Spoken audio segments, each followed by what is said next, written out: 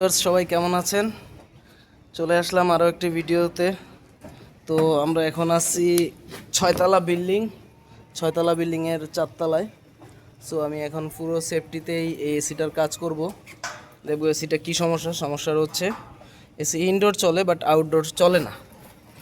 এটা আমরা দেখবো যে কী সমস্যা, ইনশাল্লাহ সাথে থাকুন।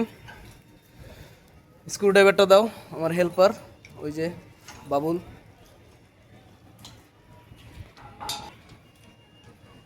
তো আমরা আউটডোর খুলে ফেলছি, এখন আউটডোর খুলছি।